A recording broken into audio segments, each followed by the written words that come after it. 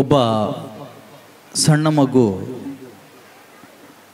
Highway ರೋಡಲ್ಲಿ ನಿಂತಿದ್ದ.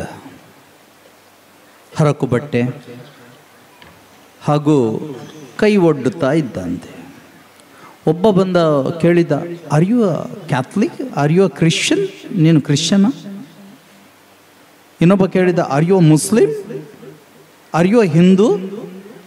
ಮಗು ಆನ್ಸರ್ ಕೊಟ್ಟಿತಂತೆ, ನನಗೆ ಹೊಟ್ಟೆಗೆ ಹಸಿವಾಗಿದೆ, ನನ್ನ ಧರ್ಮ ಇದೆ, ಅದು ಕೇಳಬೇಡ ಅಂತ ಹೇಳಿದಂತೆ. ಇದು ಮನುಷ್ಯತ್ವದಿಂದ ಆರಂಭ ಆಗುವ ಮಾತು. ಸೌಹಾರ್ದತೆ ಎಂಬುದು ಈ ವೇದಿಕೆಗೆ, ಈ ಭಾಷಣಕ್ಕೆ ಸೀಮಿತವಾದ ವಿಷಯ ಅಲ್ಲ. ಸೌಹಾರ್ದತೆ ಎಂಬುದು ಇನ್ನೊಂದು ಧರ್ಮವನ್ನು ನಾನು ಎಷ್ಟು ಅರ್ಥ ಮಾಡಿಕೊಂಡಿದ್ದೇನೆ, ಎಷ್ಟು ಗೌರವವಿದೆ, ಅವರ ಆಚರಣೆಗಳು ಏನು ಎಂಬುದನ್ನು ಸ್ವಲ್ಪ ಆದರೂ ನಾವು ಅರಿತಿರಬೇಕು. ಸರ್ ಹೇಳಿದಾಗೆ ಇದು ಭಾವಗಳ ಸಮನ್ವಯ.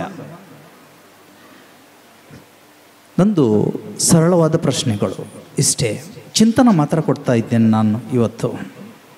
ಸೌಹಾರ್ದತೆ, ಪ್ರಾಮಾಣಿಕವಾಗಿ ನಾನು ಒಬ್ಬನೇ ಇರುವಾಗ ಸೌಹಾರ್ದತೆ ಬಗ್ಗೆ ಏನು ಯೋಚಿಸ್ತೇನೆ?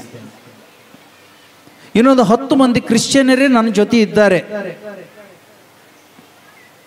ಅಲ್ಲಿ ಸೌಹಾರ್ದತೆಯ ಮಾತು ನಿಜವಾಗಿ ಹೃದಯದಿಂದ ಬರ್ತದ? 10 ಮಂದಿ ಮುಸ್ಲಿಮರು ಕೂತ್ಕೊಂಡಿದ್ದಾರೆ, ಅಲ್ಲಿ ಸೌಹಾರ್ದತೆಯ ಪ್ರಾಮಾಣಿಕವಾದ ಮಾತು ಬರ್ತದ?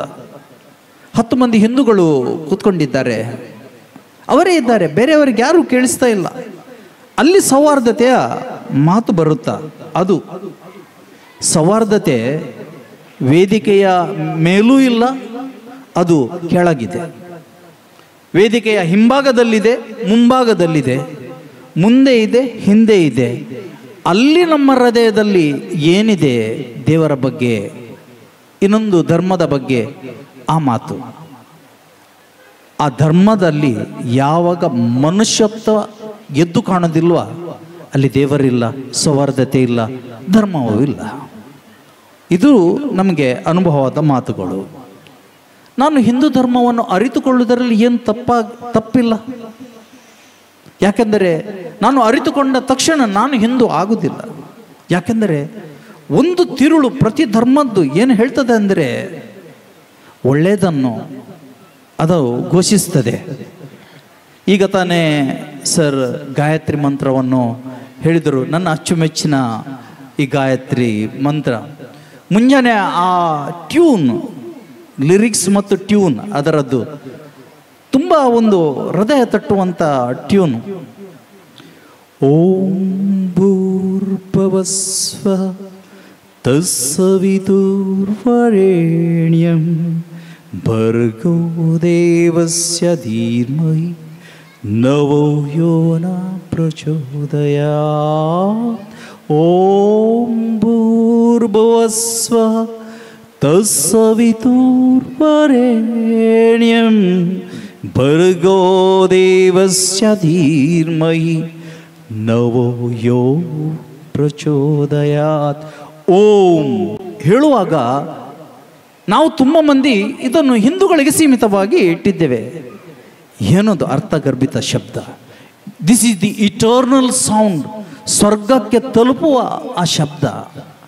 ಅದರ ಅರ್ಥ ಗಾಯತ್ರಿ ಮಂತ್ರದ್ದು ನಾನು ಖಂಡಿತ ಹೇಳುವುದಿಲ್ಲ. ಇನ್ನೊಂದು, ನನಗೆ ತುಂಬ ಆತ್ಮೀಯತೆಯಿಂದ ನಾನು ಯಾವಾಗಲೂ ಹೇಳುವ ಮಂತ್ರ ಯಾವುದಂದರೆ ಶಾಂತಿ ಮಂತ್ರ. ಓಂ ಸಹನಂ ಭವತು ಸಹನಂ ಭುನಕ್ತು ಸಾ ವೀರ್ಯಂ ಕರವಾವಹೈ ತೇಜಸ್ವಿನಾಮಧೀತಮಸ್ಸು ಮಹಾವಿದ್ವಿಷಾವಹೈ. ಓಂ ಶಾಂತಿ ಶಾಂತಿ ಶಾಂತಿ. ಏನು ಇದರ ಅರ್ಥಗರ್ಭಿತ ಆ ಶಬ್ದ. ದೇವರು ನಮ್ಮಿಬ್ಬರನ್ನು ಒಟ್ಟಿಗೆ ರಕ್ಷಿಸಲಿ. ಆ ಮಂತ್ರದ, ಶಾಂತಿ ಮಂತ್ರದ ಶಬ್ದಗಳು ಒಟ್ಟಿಗೆ ನಮ್ಮನ್ನು ಪೋಷಿಸಲಿ, ಹೆಚ್ಚಿನ ಶಕ್ತಿ ಕೊಡಲಿ. ನಮ್ಮ ಮಧ್ಯೆ ವಿವಾದ ಬೇಡ, ಶಾಂತಿ ಇರಲಿ. ನಮ್ಮ ಇಡೀ ಪರಿಸರದಲ್ಲಿ ಶಾಂತಿ ಇರಲಿ, ನಮ್ಮ ಶಕ್ತಿಯಲ್ಲಿ ಶಾಂತಿ ಇರಲಿ. ಹಲವಾರು ಹಬ್ಬಗಳು ನಡೀತದೆ. ಸಾಧಾರಣವಾಗಿ ನಮಗೆ ಗೊತ್ತಿರುವ ಹಿಂದೂಗಳ ಹಬ್ಬ ದೀಪಾವಳಿ. ಏನದು ದೀಪಾವಳಿ? ದೀಪಾವಳಿ ಅಂದರೆ ನಾವು ಎರಡು ನೋಡ್ತೇವೆ. ಒಂದು ದೀಪ ಹಚ್ಚುವುದು, ಇನ್ನೊಂದು ಪಟಾಕಿ ಸಿಡಿಸುವುದು, ಅಷ್ಟು ಮಾತ್ರ. ಇನ್ನೊಬ್ಬರಿಗೆ ನಮಗೆ ಹಬ್ಬ ಅಂದರೆ ಆ ಹಬ್ಬದ ತಿರುಳು ಏನು? ಎಲ್ಲಿಯಾದರೂ ನಾವು ನನ್ನ ಧರ್ಮವನ್ನು ಬಿಟ್ಟು, ಆ ಗೋಡೆಯನ್ನು ಬಿಟ್ಟು ಆಚೆ ಹೋಗಿ ಸ್ವಲ್ಪ ಅರ್ಥವನ್ನು ನಾನು ಮಾಡಿಕೊಂಡಿದ್ದೇನೆ ಎಂಬ ಒಂದು ನಮಗೆ ಚಾಲೆಂಜ್ ಇದೆ, ಪಂಥಾಹ್ವಾನ ಇದೆ. ಸೀತೆಯನ್ನು ಅಪಹರಣ ಮಾಡಿ ಹೋದಾಗ ರಾವಣ ಅಲ್ಲಿರ್ತಾನೆ.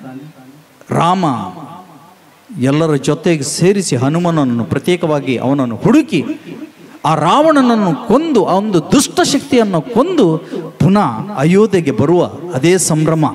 ಆಗ ಎಲ್ಲ ಜನರು ರಾಮನನ್ನು ಆ ದೀಪಗಳ ಆವಳಿಯನ್ನು ಇಟ್ಟು ಸಾಲು ಸಾಲಾಗಿ ಜೋಡಿಸಿ ಆಹ್ವಾನ ಮಾಡುವುದೇ ಅದೇ ದೀಪಾವಳಿ ಹಬ್ಬ. ನಾನು ಇಷ್ಟು ಹೇಳಿದ ತಕ್ಷಣ ನನ್ನ ಧರ್ಮವನ್ನು ಬಿಟ್ಟಿಲ್ಲ, ನಾನು ಅವರ ಧರ್ಮದ ಒಳಗೆ ಹೋಗಿದ್ದೇನೆ, ಅವರ ನಂಬಿಕೆಗೆ ನನ್ನ ಸೆಲ್ಯೂಟ್ ಹೊಡಿತೇನೆ. ಎಷ್ಟು ಅರ್ಥವಾಗಿ ನನ್ನ ಇವತ್ತು ಹಿಂದೂ ಬಾಂಧವರು ಈ ಹಬ್ಬವನ್ನು ಆಚರಿಸುತ್ತೇನೆ ಎಂಬ ಆ ಗೌರವ ನನ್ನ ಹೃದಯದಲ್ಲಿ ಬಂದರೆ ಯಾವತ್ತು ಭಾವ ಸಮನ್ವಯ ಏರ್ಪಡ್ತದೆ. ನಮ್ಮ ಮುಸ್ಲಿಂ ಬಾಂಧವರು, ನಮಗೆ ಹಿಂದೂ ಕ್ರಿಶ್ಚಿಯನ್ಗೆ ದಿನಾ ಕೇಳುವ ಆ ಶಬ್ದ 5 ಸಲ ನೀವು ಪ್ರಾರ್ಥನೆ ಮಾಡ್ತೀರಿ. ನಮಗೆ ದಿನಾಲು ಏನಿಲ್ಲದ್ರೆ ನಿಮ್ಮ ಮೈಕುಗಳು ನಮಗೆ ಕೇಳಿಸ್ತಾ ಇದೆ, ಅಲ್ಲಾಹು ಅಕ್ಬರ್ ಅಲ್ಲಾ ಅಂತ. ನಾವು ಜಾಸ್ತಿಯಾಗಿ ಯೋಚಿಸುವುದು ನಮ್ಮ ಸ್ವಲ್ಪ ಸಂಕುಚಿತ ಮನೋಭಾವದಿಂದ ಯೋಚಿಸುವವರು ಇದು ಮುಸ್ಲಿಮ್ಗರ ಪ್ರಾರ್ಥನೆ. ಆದರೆ ಅದರ ಒಳಗೆ ಹೇಳುವುದೇನು ಶಬ್ದಗಳು? God is greatest. ದೇವರು ದೊಡ್ಡವನು. ಏನ್ರಿ, ಮುಂಜಾನೆ ಎದ್ದೆ ಇಡೀ ನಮ್ಮ ಎಲ್ಲರಿಗೂ ಇಲ್ಲಿ ಹತ್ತಿರದಲ್ಲಿರೋ ಎಲ್ಲರಿಗೂ ಸಂಸಾರ ಜಗತ್ತು ದೊಡ್ಡದಲ್ಲಪ್ಪ, ದೇವರು ದೊಡ್ಡವನು ಎಂಬ ಚಿಂತನ ಆ ಮೈಕ್ ನನಗೆ, ಆ ಶಬ್ದ ನನಗೆ ಹೇಳ್ತದೆ. ಆ ದೊಡ್ಡತನಿಕೆ ನನ್ನಲ್ಲಿ ಇದೆಯಾ? ಇದು ಪ್ರಶ್ನೆ. ಹಬ್ಬಗಳು ಬಂದಾಗ ನಮ್ಮ ಮುಸ್ಲಿಂ ಬಾಂಧವರು ಹೇಳೋದು ಈದ್ ಮುಬಾರಕ್. ಏನು ಹೇಳ್ತಾನೆ? ದೇವರು ನಿನ್ನನ್ನು ಆಶೀರ್ವಾದಿಸಲಿ ಅಪ್ಪ. ಆ ಶಬ್ದ ಹೇಳ್ತಾರೆ. ಎಷ್ಟು ಒಳ್ಳೆಯ 5 ಸಲದ ಪ್ರಾರ್ಥನೆಗಳು ನಿಮ್ಮದು. ಸಲಾತ್ ಅಲ್ ಫಜಿ, ಸಲಾತ್ ಅಲ್ ಜುವಾ, ಸಲಾತ್ ಅಲ್ ಅಸರ್, ಸಲಾತ್ ಅಲ್ ಮಗರಿಬ್, ಸಲಾತ್ ಅಲ್ ಇಶಾ. 5 ಬಾರಿ ಪ್ರಾರ್ಥನೆ. ಮುಂಜಾನೆ ಸೂರ್ಯ ಉದಯಿಸುವ ಮುನ್ನ, ಮಿಡ್ಡೇ, ಮಧ್ಯಾಹ್ನ, ಸಾಯಂಕಾಲ, ರಾತ್ರಿ. ಆದರೆ ಅದು 5 ಸಲ ಪ್ರಾರ್ಥನೆ ಮಾಡುವ ಮೊದಲು ನಮ್ಮ ಹೃದಯವನ್ನು ಸ್ವಚ್ಛ ಮಾಡ್ತಾರೆ. ಸಾಂಕೇತಿಕವಾಗಿ ಅವ್ರು ಏನು ಮಾಡ್ತಾರೆ ಅಂದರೆ ಸ್ಪಿರಿಚುವಲ್ ಪ್ಯೂರಿಫಿಕೇಶನ್. ಹೋಗಿ ಅವರ ಮುಖ, ತೋಳುಗಳು, ಎಲ್ಲ ಅಂಗಾಂಗಗಳನ್ನು ಅವರು ತೊಳೆದುಕೊಳ್ತಾರೆ. ದೇವರೇ, ನಿರ್ಮಲ ಹೃದಯದಿಂದ ನಿನ್ನನ್ನು ಸ್ಪಂದಿಸಲು ನನಗೆ ಶಕ್ತಿ ಕೊಡು ಅಂತ ಹೇಳ್ತಾರೆ. ಅವರು ಪ್ರಾರ್ಥನೆ ಮಾಡುವ ಭಂಗಿಗಳನ್ನು ನಾನು ಎಷ್ಟು ಅರ್ಥ ಮಾಡಿಕೊಂಡಿದ್ದೇನೆ. ಪ್ರಾರ್ಥನೆ ಮಾಡುವ ಭಂಗಿಗಳು: standing position, posture, forward bending, sitting, ಈ ಎಲ್ಲ ಪಾಶ್ಚರ್ಗಳು ಎಷ್ಟು ಅರ್ಥವಾಗಿ ಅವರು ಅದನ್ನು ಮಾಡ್ತಾರೆ. ಅಷ್ಟೇ ಅಲ್ಲ, 4 ವಿಧದ ಪ್ರಾರ್ಥನೆಗಳು ಅವರು ಮಾಡುವುದು. ಫರ್ದ್, ಕಂಪಲ್ಸರಿ, ಪ್ರತಿಯೊಬ್ಬರು ಮಾಡಲೇಬೇಕಾದ ಪ್ರಾರ್ಥನೆ. ಅದಾದ್ಮೇಲೆ ವಜೀಬ್, ಬೇಕಾದ ಸಮಯದಲ್ಲಿ ಮಾಡುವ ಪ್ರಾರ್ಥನೆ. ಸುನ್ನತ್ ಅಂಡ್ ನಫ್ಲ್, ನಮ್ಮ ವೈಯಕ್ತಿಕ ಪ್ರಾರ್ಥನೆ. ಇದನ್ನು ಅರಿತುಕೊಂಡದಲ್ಲಿ ನನಗೇನು ಲಾಸ್ ಇದೆಯಾ? ಖಂಡಿತ ಇಲ್ಲ. ನನ್ನ ಮನುಷ್ಯತ್ವ ಬೆಳೆಯುತ್ತದೆ ಯಾವಾಗ ಇಂಥ ಚಿಂತನೆ ನಮ್ಮಲ್ಲಿ ಇದೆ. ಖಂಡಿತ ನಾವು ಬೆಳೆಯುತ್ತೇವೆ, ಸೌಹಾರ್ದತೆ ಬೆಳೆಯುತ್ತದೆ. ನನಗೆ ಮಾತಿನ ಮಂಟಪಕ್ಕೆ ಕೊಟ್ಟ ಅವಕಾಶ 6 ನಿಮಿಷ, ಇನ್ನು ಕೇವಲ 30 ಸೆಕೆಂಡ್ಗಳು ಉಳಿದಿದೆ. ಮಾಸ್ಟರ್ ಹಿರಣ್ಣಯ್ಯ ಅವರ ಮಾತಿನಿಂದ ನಾನು ಕೊನೆಗೊಳಿಸ್ತಾ ಇದ್ದೇನೆ. ಅವರ ಮಾತುಗಳು ಅರ್ಥಗರ್ಭಿತ. ಅವರ ಮಾತು ಹೀಗಿದೆ: ತುಳಿದು ಬಾಳುವುದಕ್ಕಿಂತ ತಿಳಿದು ಬಾಳುವುದು ಉತ್ತಮ. ತುಳಿದು ಬಾಳುವುದಕ್ಕಿಂತ ತಿಳಿದು ಬಾಳುವುದು ಉತ್ತಮ. ತುಳಿದು ಬಾಳಿದವ ಬಹು ಬೇಗ ಅಳಿಯುತ್ತಾನೆ. ತಿಳಿದು ಬಾಳಿದವ ಅಳಿದ ಮೇಲೂ ಉಳಿಯುತ್ತಾನೆ ಉಳಿಯುತ್ತಾನೆ ಉಳಿಯುತ್ತಾನೆ. ಅದೇ ಸೌಹಾರ್ದತೆ. ಆಗಲಿ ಈ ವೇದಿಕೆಯಿಂದ ಕೆಳಗಿಳಿಯುವಾಗ 24x7 ನಾವು ಜೀವಿಸುವಾಗ ಮನುಷ್ಯತ್ವದ ಮುಖಾಂತರ ನಮ್ಮ ದೇವರನ್ನು ಸ್ಪಂದಿಸುವ ವಂದನೆಗಳು.